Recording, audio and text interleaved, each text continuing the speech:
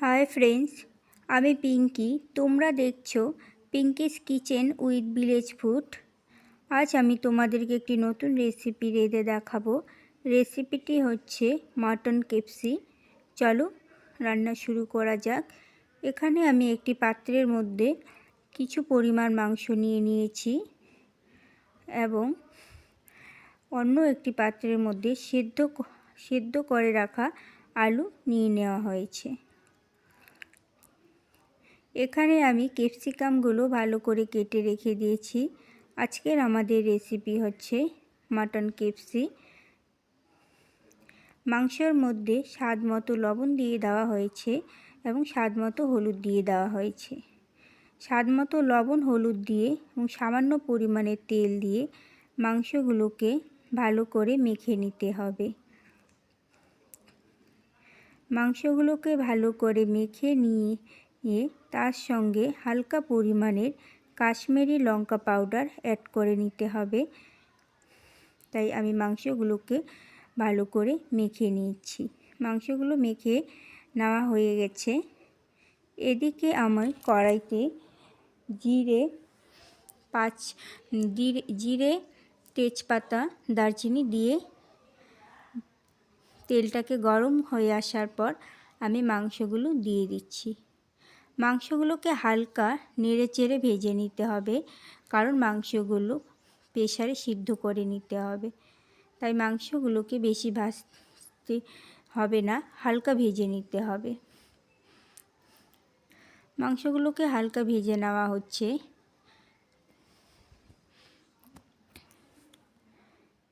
তোমাদের যদি আমার চ্যানেলটি ভালো লাগে তাহলে প্লিজ আমার চ্যানেলে সাবস্ক্রাইব করবে এবং আমার এই ছোট্ট চ্যানেলের পাশে থাকবে।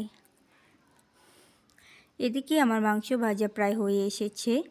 অন্যদিকে আমি কেটে রাখা ক্যাপসিকামগুলো ভেজে নিচ্ছি। দুপাশ দিয়ে উল্টিয়ে পাল্টিয়ে ভেজে নিতে হবে, যাতে ক্যাপসিকামগুলো দুপাশে সুন্দর মতো ভাজা হয়। তাই ক্যাপসিকামগুলো ভেজে নেওয়া হচ্ছে।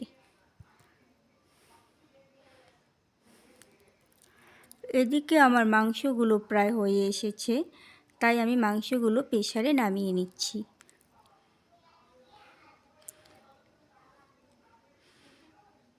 মাংসগুলো বেশিটা ভাজতে যেও না, মাংসগুলো হালকা পরিমাণ ভেজে নিতে হবে।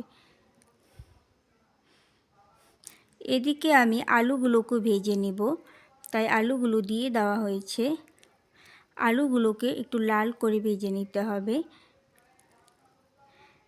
তাই আলুগুলো ভাজা হচ্ছে।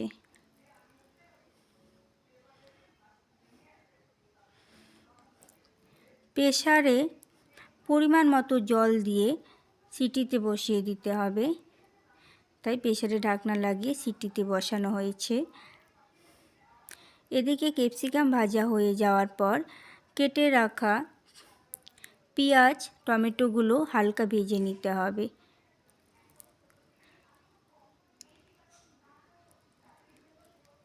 পেঁয়াজ টমেটো আমার ভাজা হয়ে গেছে, আমি হালকা নামিয়ে নিচ্ছি। অন্যদিকে কড়াই বসিয়ে দিয়েছি, তাতে সামান্য পরিমাণে তেল দেওয়া হয়েছে। এখন আমি এক এক করে প্রত্যেকটা মশলা অ্যাড করব, তাই মশলাগুলো দিয়ে দিচ্ছি। মশলার মধ্যে থাকছে আদা বাটা, জিরা বাটা, ধনিয়া বাটা,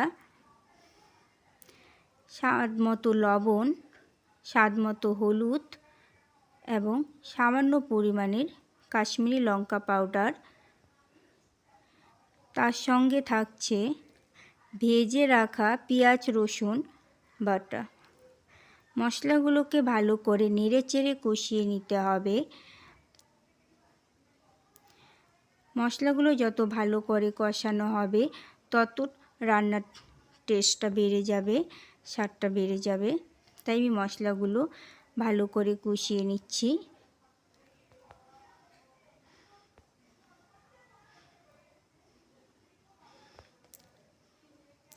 তার সঙ্গে মশলাতে দিয়ে দেওয়া হচ্ছে টমেটো পেস্ট করা, তাই টমেটো পেস্ট করে রেখেছিলাম, সেটাও দিয়ে দেওয়া হয়েছে। ভালো করে নেড়ে চেড়ে মশলাটাকে কষিয়ে নিতে হবে। যতক্ষণ না মশলার থেকে তেল না বেরোচ্ছে ততক্ষণ মশলাটাকে ভালো করে নেড়ে চেড়ে কষিয়ে নিতে হবে। আমি হালকা পরিমাণ জল দিয়ে মশলাটাকে ভালো করে কষিয়ে নিচ্ছি।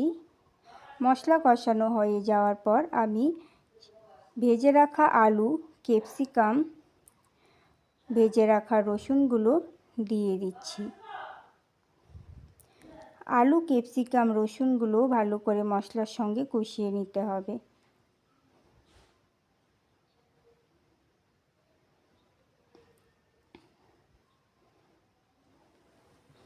আলু, ক্যাপসিকাম মশলা ভালো করে কষানো হয়ে গেলে তাতে আমি সামান্য পরিমাণে ফোটানো গরম জল দিয়ে দেব।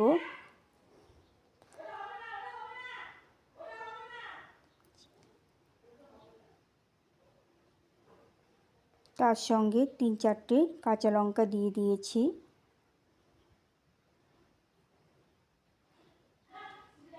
আমার এদিকে মশলা কষানো হয়ে গেছে। আমি আগে থেকে সেদ্ধ করে রাখা মাংসগুলো দিয়ে দেওয়া হয়েছে। এবার মাংসগুলো ভালো করে কষিয়ে নিচ্ছি মশলার সঙ্গে। তোমরা দেখতেই পাচ্ছ মাংসগুলো ভালো করে কষিয়ে নিতে হবে। তারপর ফোটানো জল দিয়ে দিতে হবে। যতক্ষণ না জলগুলো ভালো করে কষানো হচ্ছে ততক্ষণ কষিয়ে নিতে হবে। জলগুলো শুকিয়ে আসার পর আমাদের রেসিপি তৈরি। আজকের আমাদের রেসিপি হচ্ছে মাটন কেপসি। দেখতেই পাচ্ছ একটি লোভনীয় রেসিপি তৈরি হয়ে গেছে। সেই রেসিপিটি ভাতের সঙ্গে, রুটি বা নান, পরোটা যে কোনো কিছুর সঙ্গে খেতে খুবই একটি সুস্বাদু রেসিপি। আজকের আমাদের রেসিপিটি হচ্ছে মাটন কেপসি। তোমরা দেখতেই পাচ্ছ একটি লোভনীয়